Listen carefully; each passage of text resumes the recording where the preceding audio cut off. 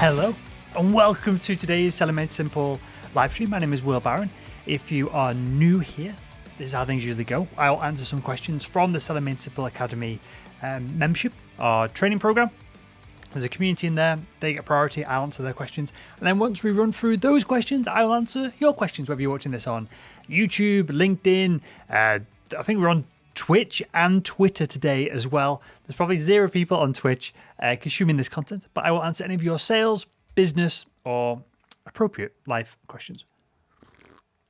Hope you are all well. What day is it today? It's Thursday, the 19th of August.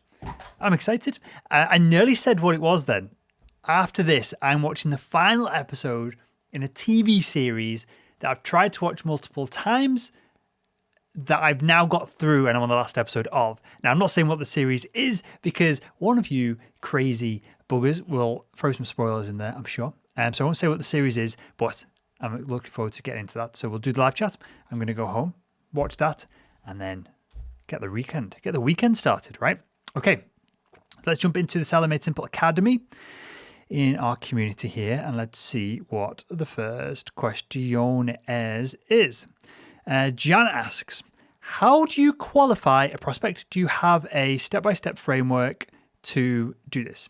Okay, let's bring up the whiteboard of Truth and Justice. You will see me move away from all of the massively overcomplicated sales qualification processes, steps, questions, and I always come back to, right, you've seen this countless times. You've seen this since it's probably like invented in like the 80s. We have budget, authority, we have need, and then we have timeline.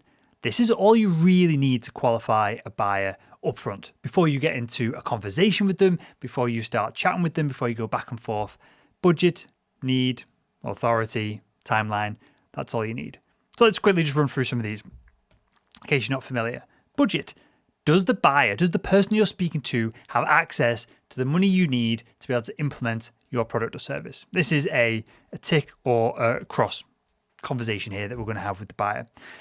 Next, authority. Now, they don't have to necessarily be the authority, the person who's going to sign off on the contract. I know that I would spend in medical device sales, I'd spend far less time with the procurement team and the finance team than I would with the surgeons, but I knew that the surgeons indirectly had authority of whatever the surgeon wanted, eventually they would get. So do they have authority either indirectly or directly? Next, need.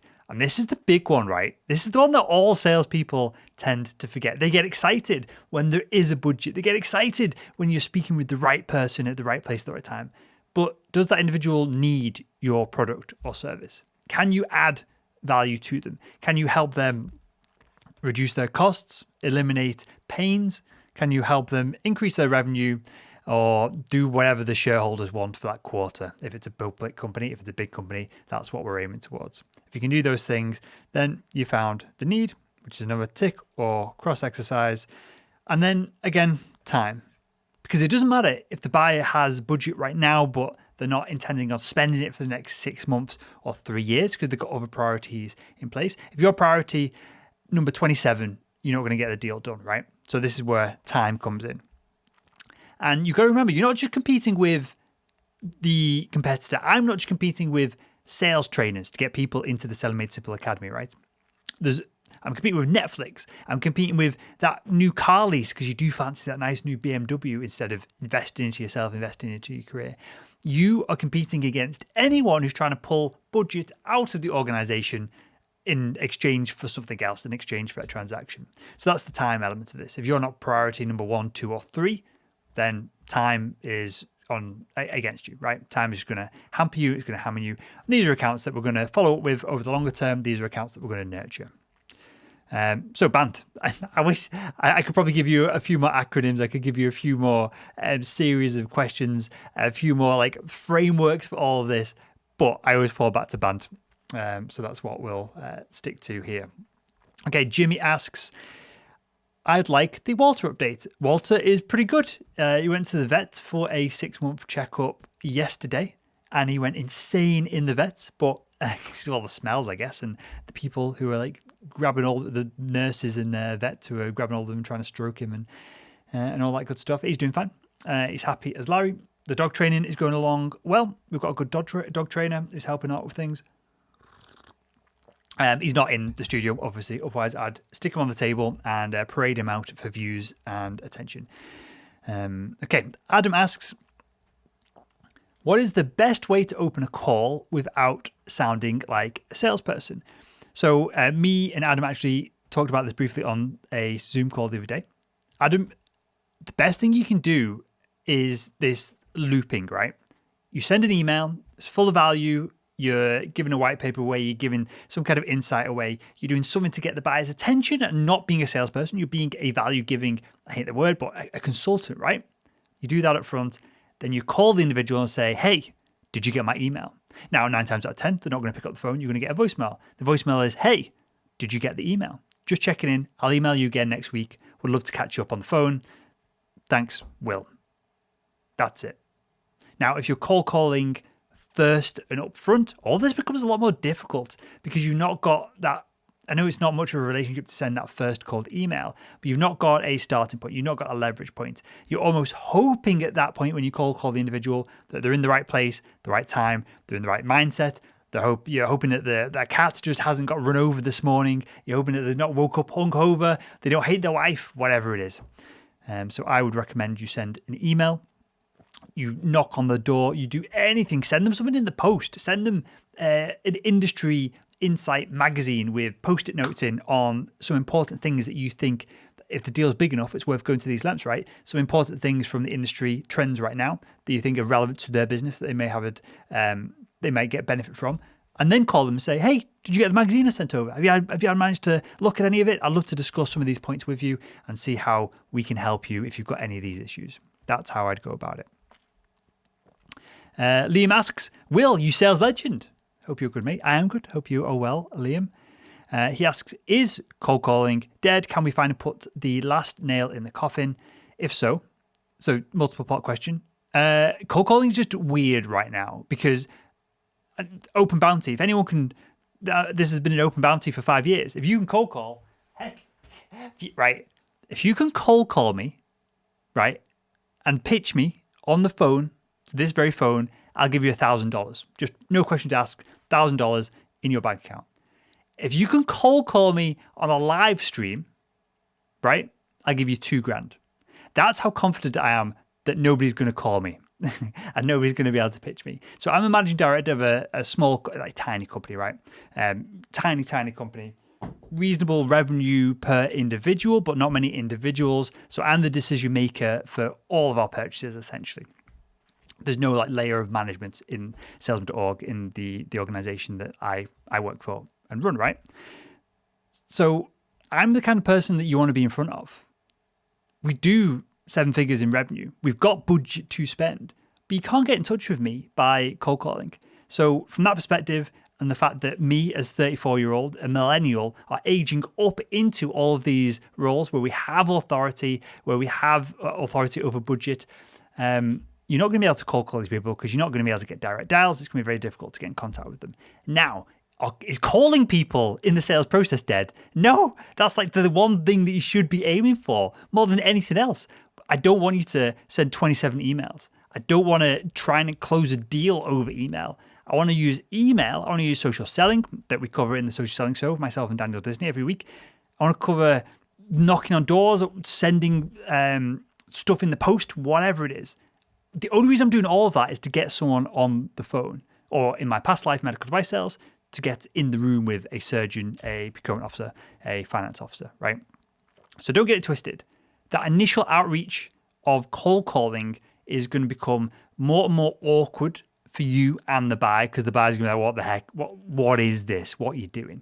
There's no value here in that initial 3 seconds, right? But getting people on the phone and following up on the phone is going to become more important over time.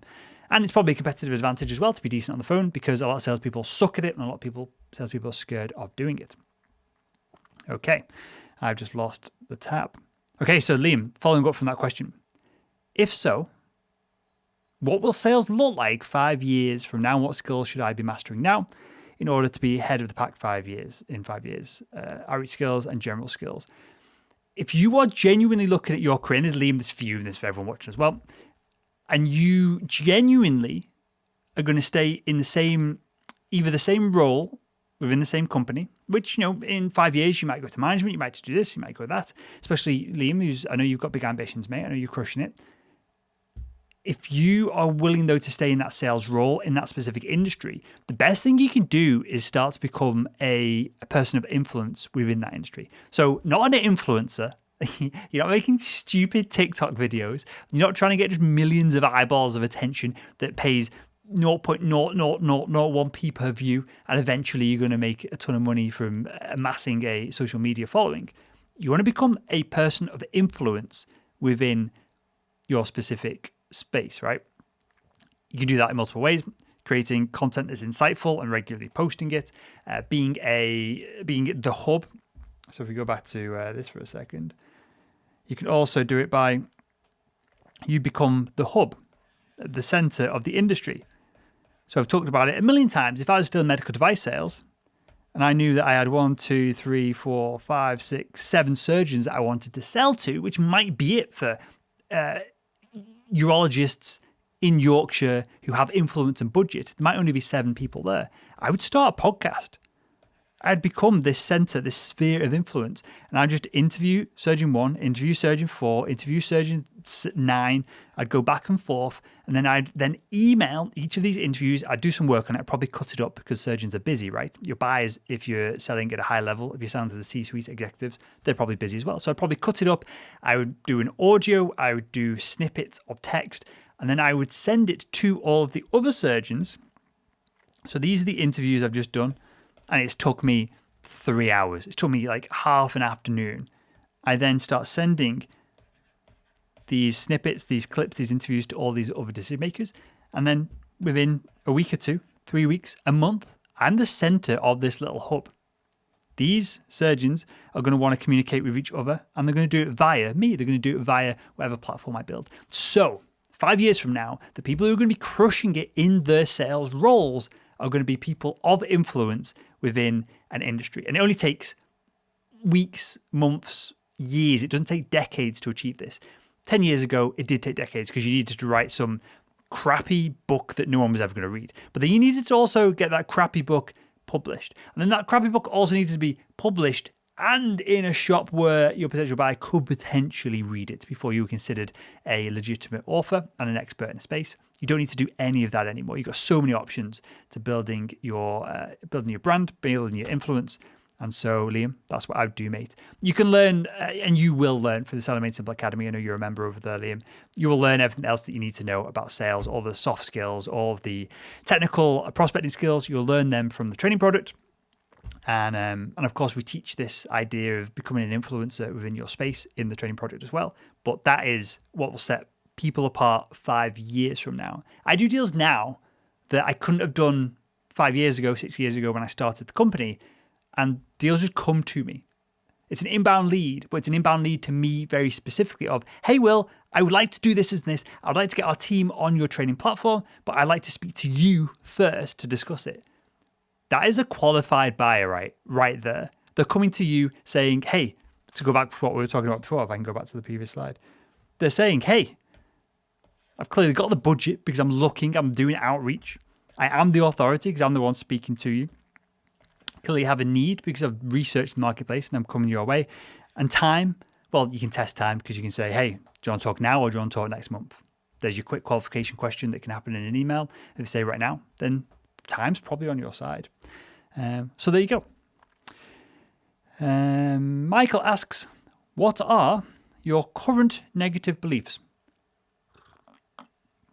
I'll answer this one and then I'll dive into your live questions after that. From YouTube, LinkedIn, Twitch, wherever else we're on here. And I've just got a notification from Twitch. So I think we've literally got like 2 people who watch on Twitch. I've just had a subscriber, a new follower. I don't even know what that means on Twitch. I've literally never logged into Twitch, the platform, to watch anything on there. But I appreciate you, 4 gathers, for subscribing on Twitch. I'll laugh my head off in 5 years from now. Twitch is like the platform for all of this live business and training content. It could definitely happen. Okay, so going back to the Selling Made Simple members' community questions, Michael asks, what are your current negative beliefs? What negative beliefs do I have right now? I have some limiting beliefs. I don't know if it's essentially the same thing, right? One of my limiting beliefs is that it's very difficult to scale a company without hiring lots of people. So what I'm doing, this is probably the more interesting bit of that limited belief, right? So what I'm doing is I'm actually reading a ton of books, content, not necessarily training, but I'm doing some interviews as well, selfish interviews for myself that will get published on the platform, but I'm really just doing them for to get inside the brains of some people who have scaled decently sized. This company will never be $1 billion company, right? I don't care. That's not my goal in life. That's not my ambition. But it could easily become a 10, 20, $30 million a year revenue organization, right? And, what we have is growth that does this. What we need to get to that point is growth that does this. And typically, there's an inflection point at some point in a small business where they hire the right person, they get the right value proposition in front of the right customers, their value hypothesis starts to click and buyers start jumping on board to whatever product it is. And then, of course, over time, it stagnates and you've got to reinvent the magic, right? But my limiting belief that I have right now is that to get this what's called hockey stick growth, I need to hire a bunch of people. I don't want to hire a bunch of people. So here I'm conflicted, right? I don't want to hire people. I like the team the way it is. I like knowing everyone in the team. I like not having tons of responsibilities. I like being able to close my laptop at the end of the day and not have someone else somewhere else complain, need help, all this kind of stuff. So I'm conflicted of want to grow a company, don't really want to hire too many more people. And so I am now, which is the interesting bit of the question, hopefully, I'm reading books on people who have scaled companies and stayed super lean and stayed remote, not had an office with people in there working day in 9 till 5, which is, again, what I'm trying to avoid building. So there is a limited belief. We all have them. And the limited belief isn't as interesting to me as how you think you can solve them. And 9 times out of 10, limited beliefs can be solved by speaking to the right person at the right time who has a belief that is juxtaposed to what yours is. And if they're a step or two ahead of you, then your brain has to go, okay, they believe something different and they're winning the game. So they're probably right. You're probably wrong. That's how I break through them. Okay, so let's run through some of your live questions. I hope I'm saying this right. Savo James asks or says, Will, my friend, how are you? I am very good. I'm very happy to be chatting with you. Sushi Kumar says, hi, Will. I appreciate you. Zaid Digital asks, hi, is it possible to close high-ticket SMMA deals over the phone? So I think what you're saying, SMMA, for people who aren't familiar, is social media marketing agency. These are like, I don't want to be too disparaging because this might not be you, but this is sometimes what the Tai Lopez's of the YouTube world train people on to build a social media marketing agency to start up and start a business quick. And of course you can. You can sell anything over the phone. You follow up Zaid with the general price that you're trying to charge here. Because if you consider high ticket 10 grand, well, I this year have done multiple 6-figure deals over the phone. So it's not necessarily over one phone call, but I've done multiple 6-figure sponsorship and training deals at salesman.org this year without flying anywhere, without meeting anyone face to face, without even any Zoom calls. It's all been over a Skype call most of the time, or a phone call that I'm Skyping into because it's international. So it can definitely happen. So yeah, tell me the price range that you're looking at here. But if you have a limited belief of whether they can be done on the phone or not, they can. I'm doing it all the time. Savio asks, how do we showcase ROI and ROE to clients? So it depends on your client, right? If you're dealing with engineers, you throw up the whiteboard that's in the office, you start drawing on the whiteboard, and you go super analytical, and you say, hey, you spend, this is what we're aiming for, This is the holy grail if you're dealing with someone who's analytical, if you're dealing with a chief finance officer, if you're dealing with procurement. What you want to say is, hey, you, can't type today, you spend X and you're going to get Y. That's how you demonstrate ROI. Now, ROI isn't the be-all and end-all that it should be, because humans, even nerdy finance people, bean counters, accountants, they're emotional, right? So X dollars over here, or Y dollars over here, and X dollars here mean different things to different people depending on what's going on. We've just been through, we're coming out hopefully the other end of a global pandemic. Reducing costs has probably been more important than increasing revenue up until this point for the past couple of years. So if your ROI is to reduce headcount, to just eliminate staff, if your product is some kind of automation for a marketplace that allows them to just slash half the workforce, your buyers, even though the net gain might be the same as a similar product that requires more people but will generate more revenue, so profitability increases, people will go to protect the downside. People will try and shift staff because buyers have been uncertain in this current marketplace. So you need to have ROI. Again, if you can demonstrate it on a pad of paper, a whiteboard, I know you can't see it. There's a whiteboard the other side of the room over there. That's what I'm pointing to as I say that. If you can demonstrate it on a whiteboard and then add the emotional element of it, of this will do, I'm drawing here and you can't see it on the board. This will do X or this will do Y. This will save you. This will give you. But I know you don't really care about that. I know you care about this. And then go into the emotional side of the sale.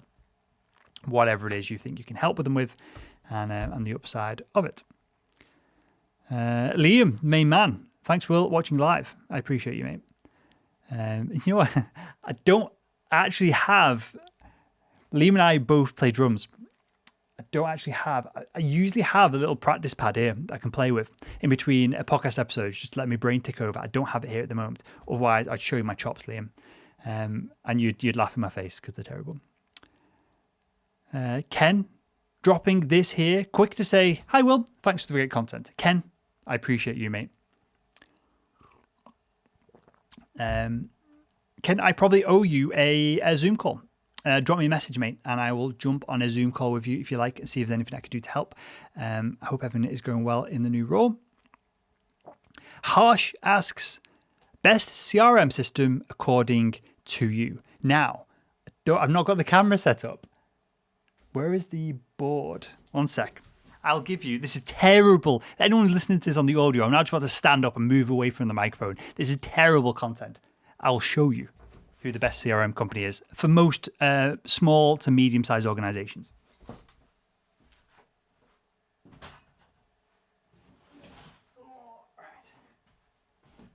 There we go. Here's some sponsorship placement, if I ever did see it. There we go. So for anyone who isn't watching this on live on the video side of things, if you're listening on the audio, this is a massive HubSpot studio banner. HubSpot, the sponsor of the podcast, main sponsor over at salesman.org as well for most of our content. And I wouldn't partner with them and obviously they've not approved this message. This is an off-the-cuff recommendation as opposed to a sponsorship ad slot or anything like that. But yeah, I wouldn't work with them if I didn't think they were the best CRM for small, medium-sized businesses. And they're now moving into this enterprise market and doing some incredible things there as well. So the gold standard in enterprise CRM is clearly Salesforce. And so yeah, if you've got tons of money and a bunch of engineers and you want to go down the industry standard route for enterprise, it's Salesforce, to be very blunt and clear and open and honest about this. If you're a small to medium-sized business, you're crazy to use anything other than HubSpot. It integrates with everything. Again, I don't want this to become too much of an ad, but it integrates with everything that small businesses want to use. Tool-wise, all the tools are built by themselves. There's no like plug in this and then use this and then use if this then that to connect one thing to another. It works seamlessly. And again, I wouldn't recommend them. I wouldn't have them as such like an integral partner of the show if I didn't recommend them personally. And we use them as well. Okay.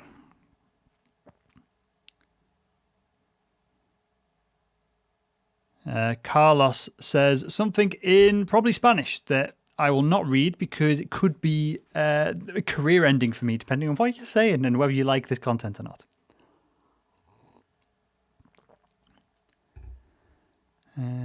Ian says, this is great. Hopefully I can watch this again later as I need this to drop off. I don't know what you're trying to drop off. But yeah, this will be available over at salesman.org. If you go to salesman.org, click free resources, all of the live chats go up on there. And subscribe to the salesman.org podcast on iTunes, Google, everywhere else. And this will go up literally about, what time are we on? This will go up in about an hour from now on the podcast as an audio as well. Okay, Daniel asks, hi, Will. What do you find works best for getting champions / insiders on board and assisting moving in an enterprise-sized deal moving forward? I'd recommend that you read so I don't recommend books very often, right? The Challenge Your Customer is a good book for this. It's not particularly anything new, but they do a good way of defining the people within an organization, whether you call it a champion, an influencer.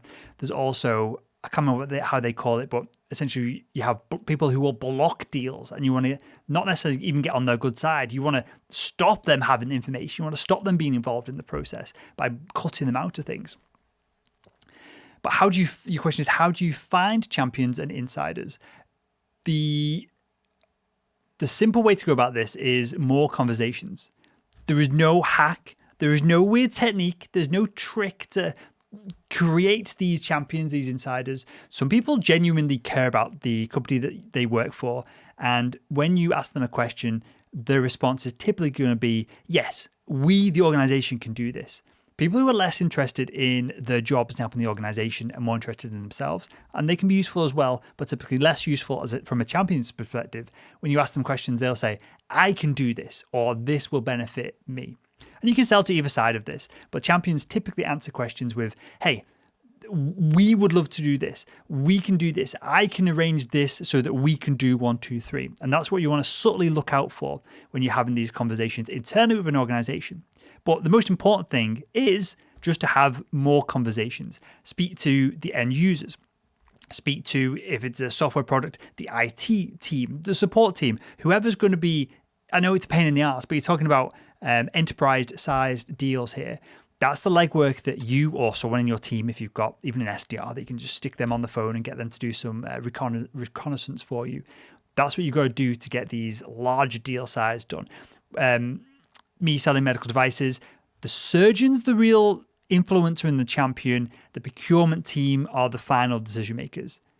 You could just say, I'll get a deal done with both of these suckers. But you want to get in touch with the theatre manager because maybe they've got some sway. Maybe they've had good experiences with your product or service in the past. Maybe they've had some bad experiences and they can become a blocker. They just go, hey, I'm not supporting this in my theatre. I don't care, Mr. and Mrs. Surgeon, what you want, what you're throwing a tantrum about, you're not getting it. And until you get on the phone with these individuals, you've no idea whether they are good, bad, neutral, or anything like that. So to answer your question, more calls, more conversations, and listen out for people who say, we, or I'm looking forward to this for the organization, as opposed to, as I snog the microphone there by mistake, as opposed to people who are clearly just thinking about themselves. Okay. Brendan asks, from an SDR at a startup with a very new sales team, what's the best way to go about gathering lists of potential customers and leads? So this depends on the size of the deal and number of leads that you need. If you need to close 2 deals a month at 40 grand a pop to crush your quota, then you're just going to use LinkedIn. And you're probably going to use LinkedIn a lot of the time with all this anyway. But you can use LinkedIn without any automation, without any tools, without any scrapers or anything like that. So that's one way to look at it. Now, if you're an SDR, you want to close 2 deals, you need to work backwards from, where are we? You need to work backwards from the number of deals closed, right? I know you're looking at this from the SDR perspective, but you might be looking at then number of booked meetings. So if you need 2 deals done, you might need 20 meetings, which might mean you need to have, say, we'll say 2,000, just to cover the basis here, 2,000 people in your pipeline. Well, now if you split the pipeline of 2,000 people up over 52 weeks, I'm not going to do that math, but whatever that math comes out to, I'm not even going to bother doing it, but whatever that math comes out to, that's what you've got to be able to do each day now, or each week. Now you split that up per week, and if that's a reasonable amount of people that you can research and look out for on LinkedIn, then you're killing it. Absolutely amazing. You can have super targeted individuals, the right industries, even you can narrow things down to this individual's constantly posting about these issues that I'm going after, and all that good stuff. Now, if this gets flipped on its head and it's 20, 200, 20,000, and it's not 52 weeks, you've got to get this done in the next 12, then you need to look at Seamless.ai, Zoom Info, these kind of organizations who have a database that you can just pay to play with, right? You can pay, you can pull data from it. I think Zoom Info is probably the industry standard. I like the CEO over at Seamless.ai. So, and Lead IQ as well. They've got a great team. They've got some of the best. Ryan O'Hare, I think his name is. He's got some of the best marketing in the game as well. So they're worth a shot. So it depends on the scale that you're trying to reach. If you're trying to, again, outreach hundreds of people a week, tens of people a week, go on LinkedIn, do the hard work, and you'll have better results. You'll have better conversations. Your job will be easier for doing that little bit of work up front. If, for whatever reason, it's more of a commodity product, you've got to sell more of them. You've got to get the account executive that you're working with has got to get a shit ton of these deals done. Then you're going to have to go down the route of Zoom Info, Seamless.ai, Lead IQ, these kind of brands who can throw some pre-configured, I guess, leads your direction. Okay. Supercar Petrol asks, I hope that's not your real name. You were not loved as a child if that's your name. What do you think is the most profitable industry to sell in 2021? I sell SaaS in the sustainability industry. I feel like I could make more money. So you're asking two questions here. You feel like you could... okay, let's just go through this as if I was coaching you, right? If you were a Seller Made Simple Academy member. What is the financial return you want on your time? Do you want to work 3 days a week and earn 200 grand a year? It's pretty sick, right? Do you want to work 6 days a week and earn $1 million a year, which then might not be sustainable over the long term, but you're just trying to bank that cash, pay off a mortgage, set up some, I don't know, what do you have in the US or wherever, Roth IRAs, I have no idea what they are, but I keep hearing about them. Set up some kind of pension scheme, put it in the stock market, put it into property, whatever it is. You just need that 2 or 3 mil as quick as possible so that you can retire early. Or do you want to just do this sustainably over the next 10 years and take your foot off the gas a little bit, but do what's called the 20-mile march? So every day you show up and at 5 o'clock you leave, no matter what. You show up, you leave. You show up, you leave. And that probably has the best results out of all of these different options, but obviously it takes you a longer period of time to get your foot in the door, to know the industry, to get cracking with it and become a person of influence in that space. So that's your first question. What are you trying to achieve here? Next, if you're questioning whether you're in the right place at the right time to achieve it, then you need to speak with the highest performing salespeople within your organization. It's not in your space, not in your industry, in the organization that you work for, right? Are any of them doing the numbers versus, it's not all just about cash, and it's not about work-life balance. That's a bit of a weird term, right? But there is a dichotomy here of the cash versus, I'm just going to even be blunt, the effort. I could probably earn more in my business right now if I did another 2 hours work each night. If I wrote a new article 2 or 3 times a week, published it everywhere, did a podcast on it, we'd probably earn, if we did one of those a week, probably earn another 20, 30, 40 grand this year. But that is not worth the effort for me, for the extra few dollars in price or in revenue. So I'm not doing it. So you've got to suss that out. Now, if no one in your organization is earning what you want to earn whilst putting in similar effort to what you want to put in, then maybe it's the wrong place at the wrong time. Now, I've answered this question a bunch of times on the podcast and on this live chat as well. The place where you're going to earn the most money right now in 2021, in August 19th, as we record this, is automation. If you can remove people from a business, businesses will pay you over the odds for that. So whether you are, a cliche example would be, rather than having humans assemble a car down a production line, you sell the robotics that can go in and do it quicker, faster, better, safer, less chance of getting sued, less issue with maternity leave, sick pay. All of these things start to really quickly pile on from one big investment. Solves all these issues over the next decade, 2 decades, right? If you can get involved in an industry that does that, that's a cliche example in the automotive industry. But this is happening in, for example, the pharmaceutical industry. Very soon, you're going to go to the pharmacy and you're not going to have my mum passed away with cancer a few years ago, right? And she had this literally like big thing of drugs that she'd have to take every day. And it was split into AM, PM across the week. My brother's a pharmacist. He would sort it out for her. And it would take, half an hour, a couple of times a week to keep on top of it. And then my mum would forget to take stuff. And because she was ill, she wouldn't take this and take that. And then you have all these different things going on. So that's a lot of complexity. That's a lot of man hours for pharmacists. Well, the future of all of this, according to both my brother and what I've read about this, is essentially printers that just print all of the active chemicals that would be in the 27 pills that you got to take today for your chemotherapy and everything else that's going on when you're suffering from cancer into 1 or 2 pills. So these are customized pills for you. That one purchase from a hospital of this printing machine, drug printing machine, right?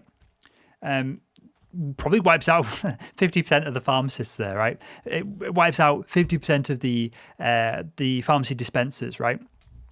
Anything like that where you're selling, and it could be software, it could be hardware, it could be consulting. It could be that your expertise allows a company to hire you as an external consultant and sack a whole team that don't know really what they're doing. And I'm seeing this more and more in the marketing space at the moment. There's lots of faffy nonsense brand-led marketers that people like me come along who know that I can put X dollars into ad spend, into whatever, into content creation, which is even more difficult to track and follow the numbers on.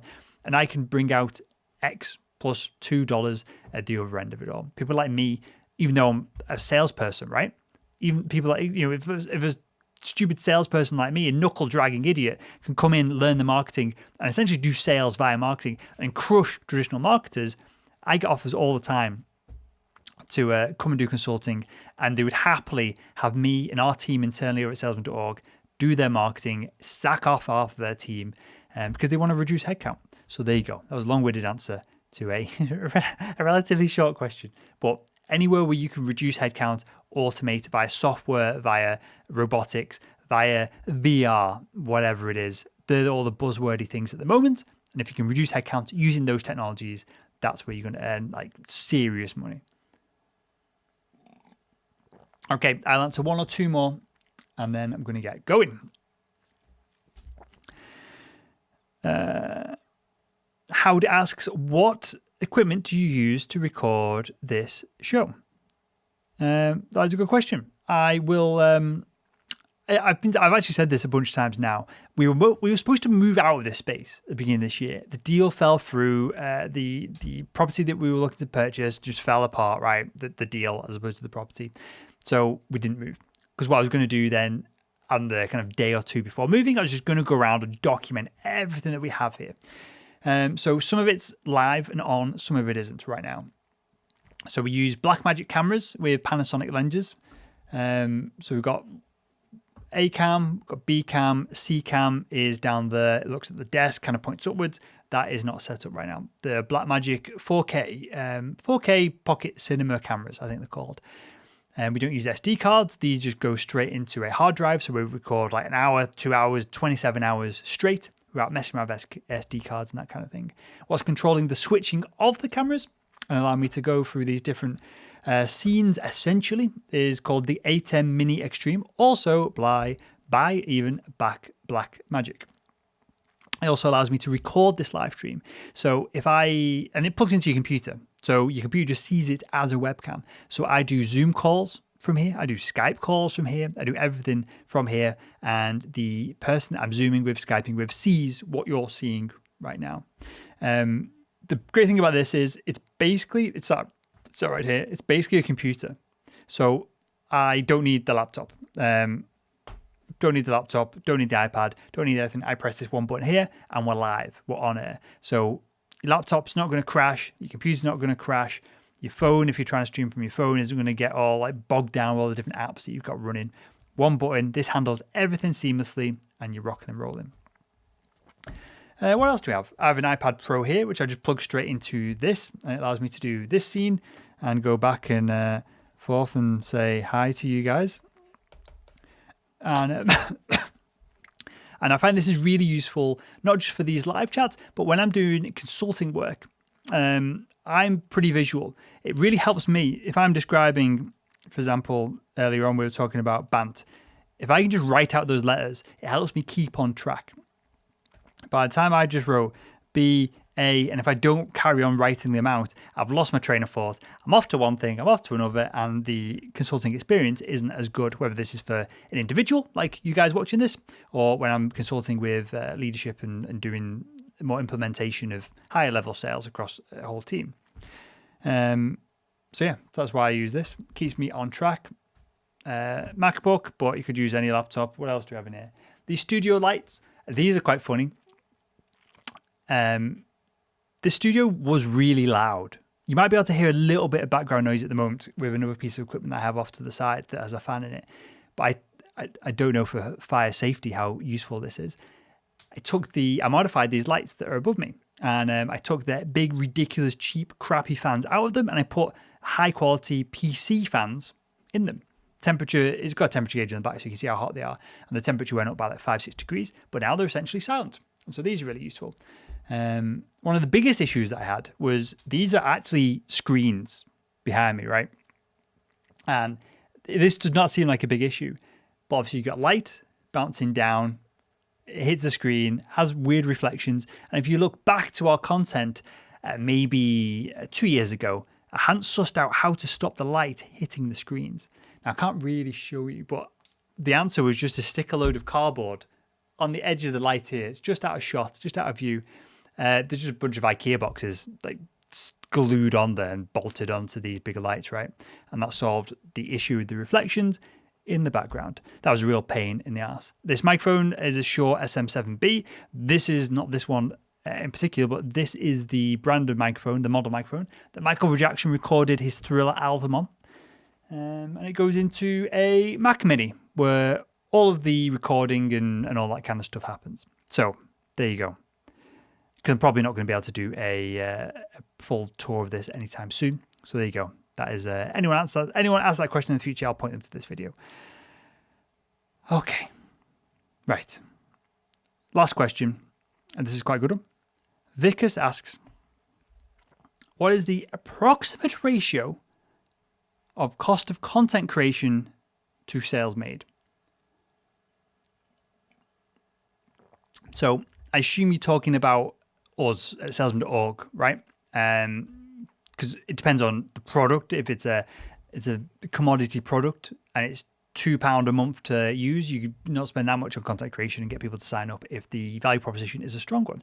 If it is a $50,000 a year product, then content creation is probably not going to be enough. You're only going to get the buyer. This is the sales cycle. You're only going to get to the buyer to 60 to 80% via content alone. Here's your content. This point here is going to have to be high touch. It's going to have to be consulting. It's going to have to be you as an individual adding value to the buyer to get them through the status quo, to get them on the other side of the purchase.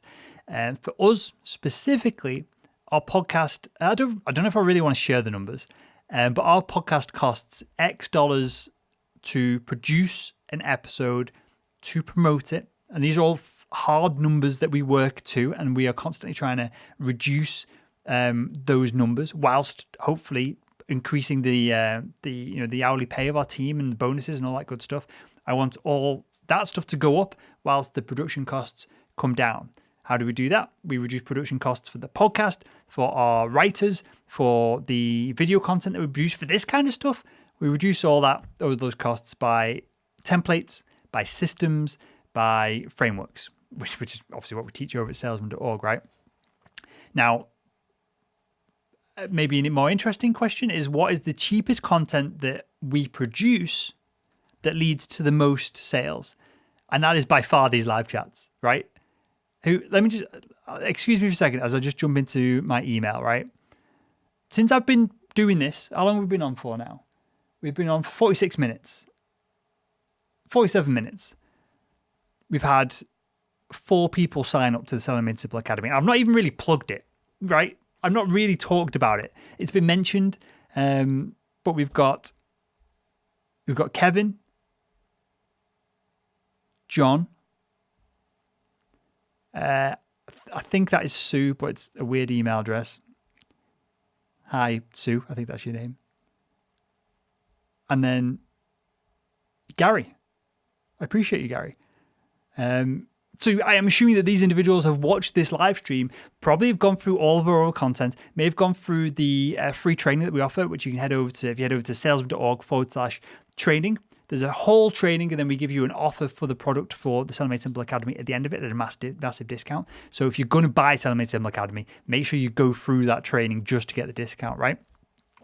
But what's that? That's probably like 8-9 grand of revenue that's come from not necessarily this piece of content specifically, but often people will hear me talk live. They'll go, it could go one of 2 ways, right? This guy's full of shit. This guy's an idiot. Or they go, oh, not many other sales trainers or experts in this, so-called experts in this space, are willing to go live to talk about this, to answer questions in real time. Not many people are willing to do it because, again, you might think I'm a complete idiot. You might think this is just total nonsense that I just don't know what I'm talking about. But the evidence on the screen here is the fact that people are listening to this and signing up for the product or service on the back of it.